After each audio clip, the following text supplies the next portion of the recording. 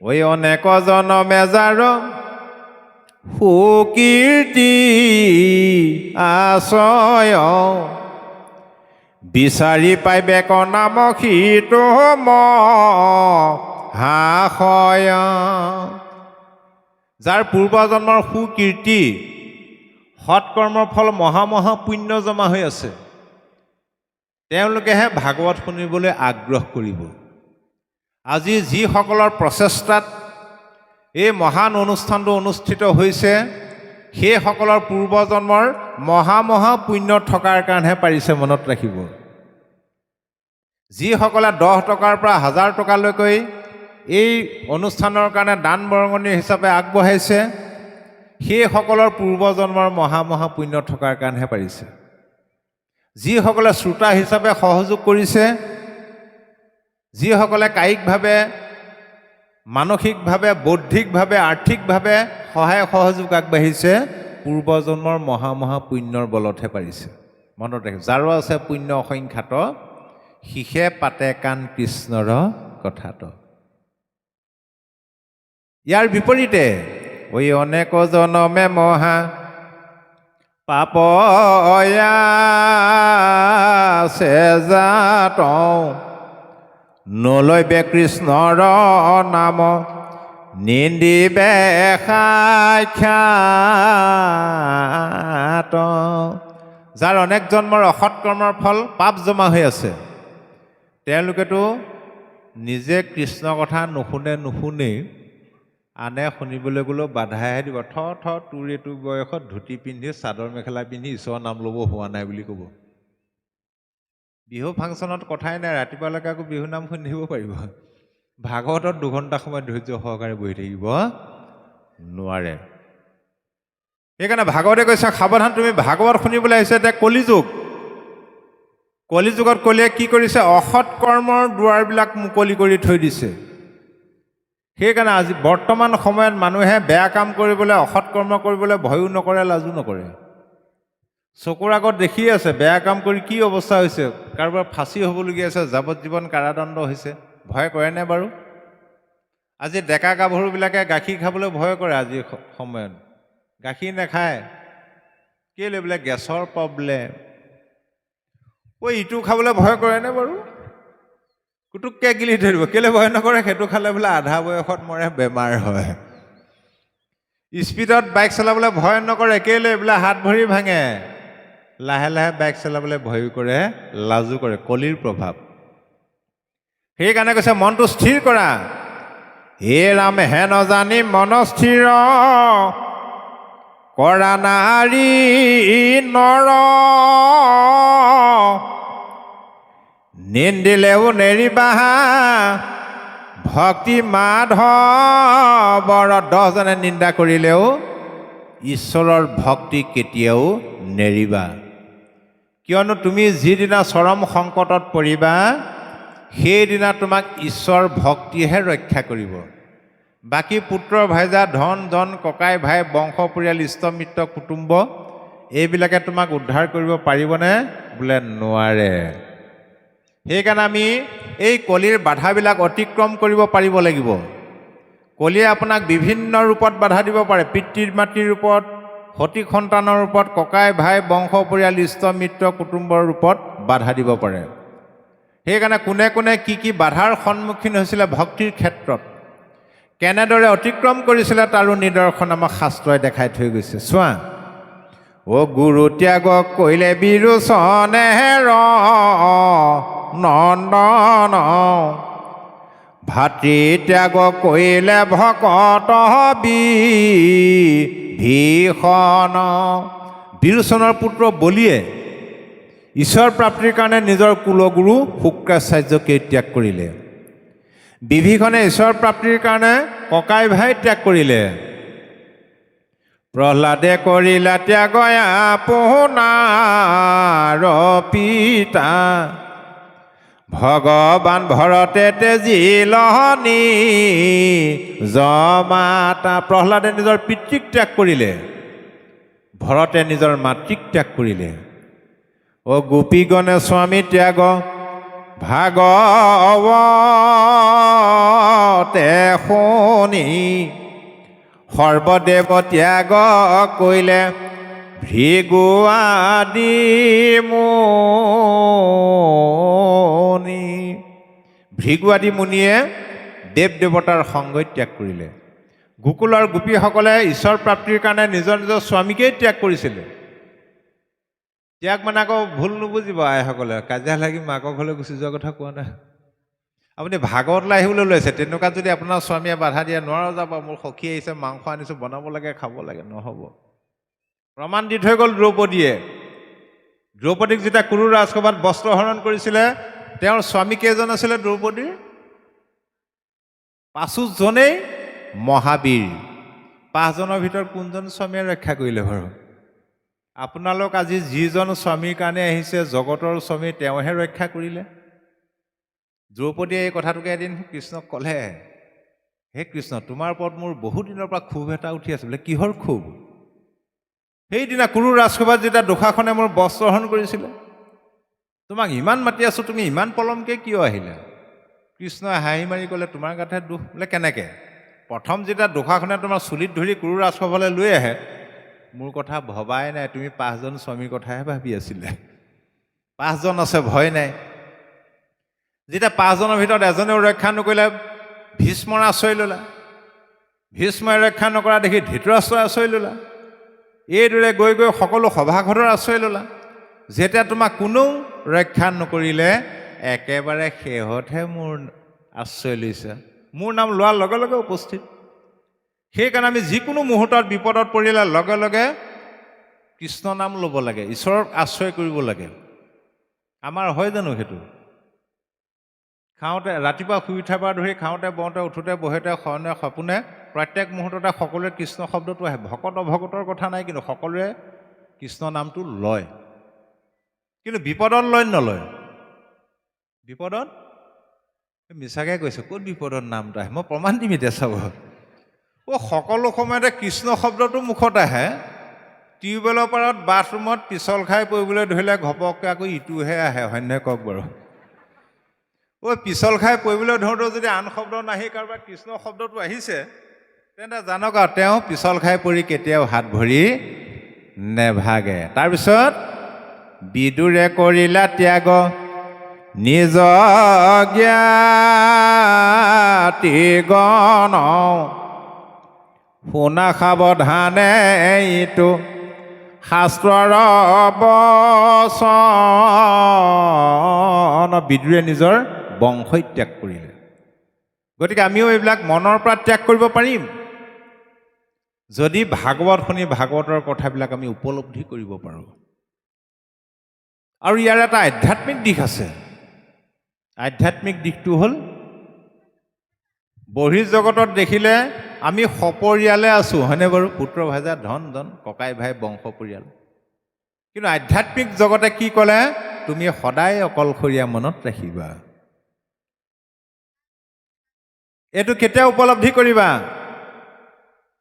তোমাৰ এতিয়া পুত্ৰ ভাজা ধন ধন, মাটি বাৰী, ঐশ্বৰ্য বিভূতি নদন বদন হৈ আছে, সৰ্বস্ব থাকিলেও মনত ৰাখিবা, এদিন নহয় এদিন কিন্তু তুমি অকলশৰীয়া জীৱন কটাবই লাগিব।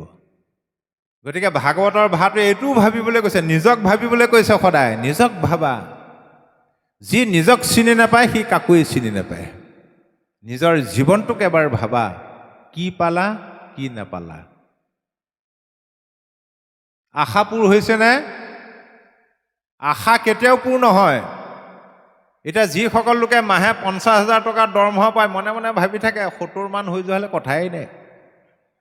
পিছৰ মাহৰ পৰা 70,000 দৰমহা দিয়কচোন বাৰু, 2 মাহ দৰমহা লোৱাৰ পিছত ভাবিব একে পুৰাপুৰি এটাই হৈ যোৱা হ'লে।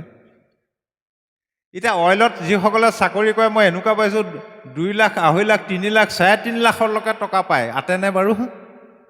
কেতিয়াও নাতে। গতিকে এই সংসাৰখনত আহিলে আশা অপূৰণীয়, বিষয় সুখবিলাক হ'ল অতৃপ্ত। তোমাৰ এতিয়া সৰ্বস্ব থাকিলেও তুমি এদিন নহয় এদিন অকলশৰীয়া হ'ব। কেতিয়া? যেতিয়া কিচকিচিয়া ক'লা চুলি মৰাপাতৰ নিচিনা বগা হ'ব। হ'ব নাই বাৰু? হ'বলৈ নাই আৰু, ৰংবিলাক ওলাল বুলি। কাণেৰে নুশুনা হ'বা, চকুৰে নেদেখা হ'বা, টকৌ গুটি চুবা তাত হুলুক ঢুলুক হ'ব। আইসকলে ছাল কেঁচটা মিহিকৈ ৰাখিবলৈ কিমান দামী দামী ক্ৰীম ব্যৱহাৰ কৰে, হয়নে বাৰু? সুতুৰা সুতুৰি হ'ব এদিন। বিচনাতে মলমূত্ৰ যাব, ভিতৰতে থু খেকাই পেলাবলগীয়া হ'ব, দুজনে বাথৰুমলৈ ধৰি ধৰি নিবলগীয়া হ'ব। তেতিয়া তুমি উপলব্ধি কৰিবা অকলশৰীয়া তুমি। আগৰ দৰে বাকীবিলাক সদস্যই আদৰ নকৰা হ'ব। যদি পুঁজিটোত অকণমান থাকে তেতিয়া আলবিচান ধৰিব সেইটো আশাত। শূন্য হ'লে কিন্তু পিতেকে ক'ব আৰু দেউতাৰ কষ্ট দেখি বৰ দুখ লাগিছে, ইমানতে ঈশ্বৰে লৈ যোৱালে, তাৰমানে সি আজৰি হ'লহেঁতেন। এই অৱস্থাটো কিয় হ'ব? দকে ভাবা, যিদিনাখন তুমি সংসাৰলৈ আহিছিলা অকলে অকলে আহিছিলা, মাজত ধৰি মাটি বাৰী পুত্ৰ ভাইজা ধন জন অজস্ৰ পালা। যিদিনাখন যাবলগীয়া হ'ল মাজত ধৰি পোৱা বস্তু মাজতে এৰি থৈ তুমি অকলে অকলেহে গমন কৰিব লাগিব। আৰু সেই কালচোৱাকে ভাগৱতে কৈছে পৰলোক। মৃত্যুৰ পিছৰ কালটোকে ভাগৱতে পৰলোক বুলি কোৱা নাই। ঐ উপজিলা একেশ্বৰ পাছে ভৈলা বাৰী ঘৰ, কাহাক সংগতনি বামৰি, থাকিবে কৈটো স্থানে যত ধন জন মানে, কি কমৰা ভাষ ভোষ কৰি। সেই সময়ত তোমাক কিহে উদ্ধাৰ কৰিব, ৰক্ষা কৰিব? পুত্ৰ দ্বাৰা ধন শৰীৰ স্বজন, মৰিলে লগে নাযায়, হৰিৰ ভকতি পৰম সম্পত্তি, ইহ পৰ লোকে পাই। আজি ভকতৰ সংগলৈ আহি কৃষ্ণ কথা শ্ৰৱণৰ যোগেদি যিটো সম্পত্তি ঘটিলে এইটো হ'ল পৰম সম্পত্তি। আজি যে আপুনি অকণমান ঈশ্বৰতহে কিছু অৰ্থ ব্যয় কৰিছে, আমাৰ নিজৰ কাৰণে সময় নাই, ঈশ্বৰৰ অৰ্থে যে আমি সময় খৰচ কৰিছোঁ, ইয়াৰ উচিত মূল্য এদিন নহয় এদিন ঈশ্বৰে আপোনাক দিবই, সেইটো সময়ত দিব। এই পৰম সম্পত্তিয়ে ইহকাল পৰকাল উভয় কালতে আপোনাক উদ্ধাৰ কৰিব। এই বাকীবিলাকে বোলে আপোনাক সকলোৱে এৰিব। পুত্ৰ ভাৰ্যা সবে এৰে, মৃতক জনক মৰিলে ওলাগ পাই, বান্ধৱ কৃষ্ণ। পুত্ৰ ভাৰ্যা সকলোৱে এৰিব আপোনাক, কিন্তু কৃষ্ণই কিন্তু আপোনাক মৰাৰ পিছতো নেৰে। তেওঁৰ লগত যদি আপুনি সম্বন্ধটো ৰক্ষা কৰিব জানে। এতিয়া আমাৰ অৱস্থাটো কি হ'ল বাৰু?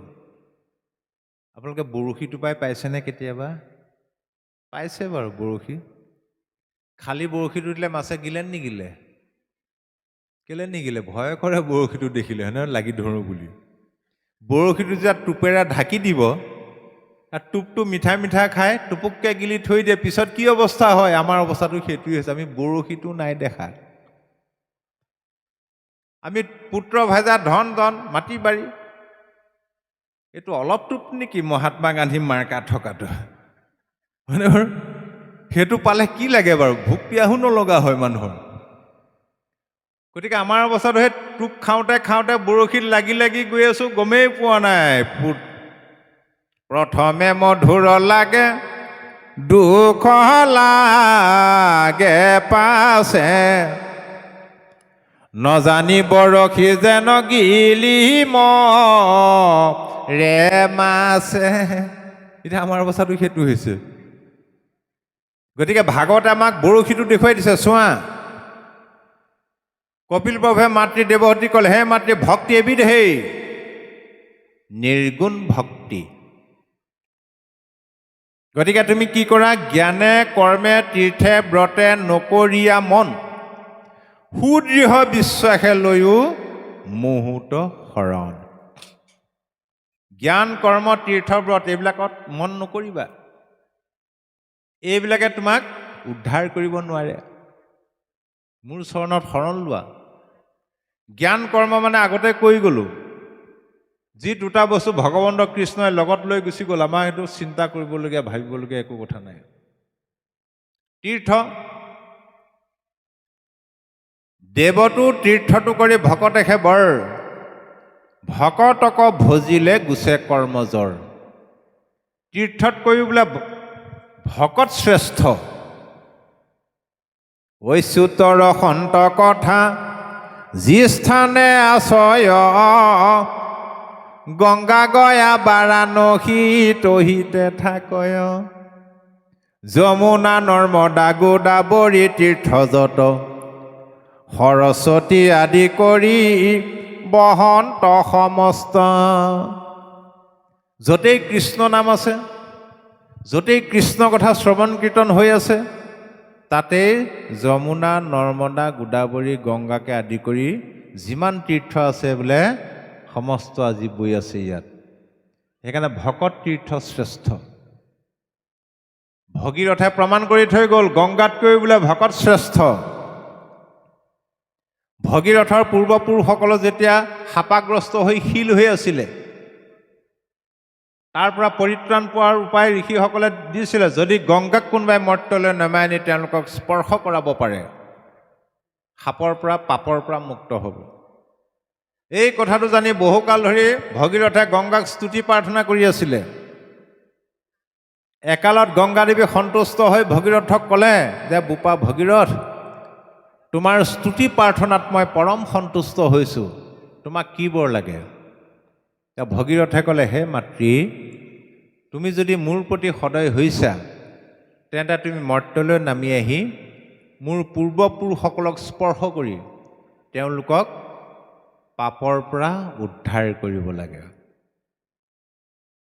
তেতিয়া গংগাদেৱীয়ে ক'লে, ঠিক আছে, তোমাৰ কথা মতে মই মৰ্ত্যলৈ নামি গৈ তোমাৰ পূৰ্বপুৰুষসকলক স্পৰ্শ কৰিম। মোৰ পৰশ পালে তেওঁলোক পাপৰ পৰা উদ্ধাৰ হ'ব, তেওঁলোক শুদ্ধ হ'ব। কিন্তু তেওঁলোকৰ পাপবিলাক আহি মোৰ গাত জমা হ'বহি, মই পিছত কেনেকৈ শুদ্ধ হওঁ? গংগাদেৱী বুলিলন্ত শুনা বাপু ভগীৰথ, হৰিবোষ বাৰু পাপচয়,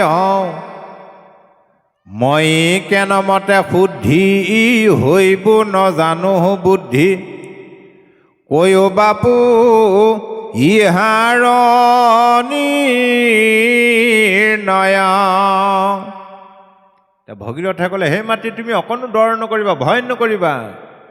তোমাক যেতিয়া কৃষ্ণৰ একান্ত ভকতে স্পৰ্শ কৰিব, ভকতৰ স্পৰ্শ পালে তুমি লগে লগে পবিত্ৰ হৈ গুচি যাবা। শুনি ভগীৰথে পাছে বুলিলা গংগাৰ আগে,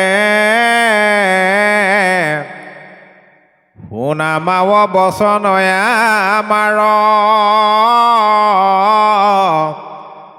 নকৰিবা তুমি ডৰ তজু পাপ নিৰন্তৰ, সাধু সবে কৰিবে সংহাৰ।